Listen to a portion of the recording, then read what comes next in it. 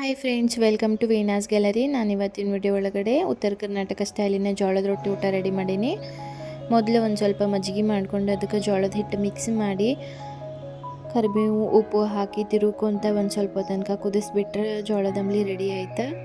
ಇವಾಗ ಮೆಂತ್ಯ ಪಲ್ಯ ಮಾಡ್ಕೋಬೇಕಂತ ಹೇಳಿ ಚೆನ್ನಾಗಿ ಬೇಳೆ ಕುದಿಸಿಟ್ಕೊಂಡಿದ್ದೆ. ಮೆಂತ್ಯ ಪಲ್ಯ ಕಟ್ ಮಾಡಿ ಇಟ್ಕೊಂಡೀನಿ. ಒಂದು ಬಾಳ್ಗಿಗೆ ಎಣ್ಣೆ ಹಾಕಿ ಸಾಸಿವೆ ಜೀರಿಗೆ ಜಜ್ಕೊಂಡಿರೋ ಬೆಳ್ಳುಳ್ಳಿ ಉಳ್ಳಾಗಡ್ಡಿ ಮೆಣಸಿನ್ಕಾಯಿ ಅರಿಶಿನ ಪುಡಿ ಹಾಕ್ಕೊಂಡು ಕಟ್ ಮಾಡ್ಕೊಂಡಿರೋ ಮೆಂತ್ಯ ಪಲ್ಯನ ಹಾಕ್ಕೊಂಡು ಅದಕ್ಕೆ ಚಲೋದಂಗೆ ಫ್ರೈ ಮಾಡಿ ಆಮೇಲೆ ಇದಕ್ಕೊಂದು ಸ್ವಲ್ಪ ರುಚಿಗೆ ತಕ್ಕಷ್ಟು ಉಪ್ಪು ಹಾಕ್ಕೊಂಡು ಕುದಿಸ್ಕೊಂಡಿರೋ ಬೇಳೆನ ಇದಕ್ಕೆ ಹಾಕಿ ಮಿಕ್ಸ್ ಮಾಡಿ ಮೇಲೆ ಒಂದು ಸ್ವಲ್ಪ ಕೊತ್ತಂಬರಿ ಸೊಪ್ಪನ್ನು ಉದುರಿಸ್ಕೊಂಡ್ಬಿಟ್ರೆ ಬಿಸಿ ಬಿಸಿ ಮೆಂತ್ಯ ಪಲ್ಯ ರೆಡಿ ಆಯ್ತು. ಇವಾಗ ಜೋಳದ ರೊಟ್ಟಿಗೆ ಅಂಥೇಳಿ ನೀರು ಹೆಸರಿಗಿಟ್ಟಿನಿ. ಇದು ನೀರು ಕುದಿಯೋ ಮಟ್ಟ ಅಂದ್ರೆ ಶೇಂಗಾ ಚಟ್ನಿ ಮಾಡ್ಕೋಬೇಕಂತ ಹೇಳಿ ಹುರ್ಕೊಂಡಿರೋ ಶೇಂಗಾ ಬೆಳ್ಳುಳ್ಳಿ ಉಪ್ಪು ಖಾರ ಜೀರಿಗೆ ಸ್ವಲ್ಪ ಎಣ್ಣೆ ಹಾಕ್ಕೊಂಡು ಮಿಕ್ಸಿ ಮಾಡ್ಕೊಂಡು ಶೇಂಗಾ ಚಟ್ನಿ ರೆಡಿ ಮಾಡ್ಕೊಂಡೀನಿ.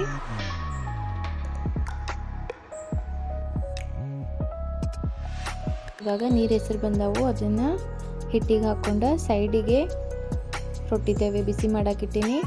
ತವಾ ಬಿಸಿ ಆಗೋ ಮಟ್ಟ ಹಿಟ್ಟು ನಾದ್ಕೋಬೇಕಂತ ಹೇಳಿ ನೀರು ಜೊತೆಗೆ ಜೋಳದ ಹಿಟ್ಟನ್ನು ಮಿಕ್ಸ್ ಮಾಡ್ಕೊಂಡು ಸ್ವಲ್ಪ ನೀರು ಹಾಕ್ಕೊಂತ ಜೋಳದ ಹಿಟ್ಟು ನಾದ್ಕೋಬೇಕು. ನಾವೆಷ್ಟು ಚಲೋ ಹಿಟ್ಟು ನಾದ್ಕೋತೇವಲ್ಲ ಅಷ್ಟು ಚಲೋ ಜೋಳದ ರೊಟ್ಟಿ ಬಡಿಯಾಕೆ ಬರ್ತಾವೆ. ನಮ್ಮ ಉತ್ತರ ಕರ್ನಾಟಕ ಮಂದಿಗೆ ಜೋಳದ ರೊಟ್ಟಿ ಊಟ ಅಂದ್ರೆ ಪಂಚಪ್ರಾಣ. ಡೈಲಿ ಜೋಳದ ರೊಟ್ಟಿ ಊಟ ಕೊಟ್ಟರು ಖುಷಿಲೇ ಮಾಡ್ತಾರೆ. ಒಂದಿನಾನು ಈ ರೊಟ್ಟಿ ಊಟ ಬೇಜಾರಾತನ್ನಂಗಿಲ್ಲ. ಸೊ ಹಾಗಾಗಿ ನಮಗೂ ಜೋಳದ ರೊಟ್ಟಿ ಊಟ ಭಾಳ ಲೈಕ್ ಆಗ್ತೈತಿ. ನೋಡ್ರಿ, ಈ ಥರ ಜೋಳದ ರೊಟ್ಟಿ ರೆಡಿ ಮಾಡ್ಕೊಂಡೀನಿ.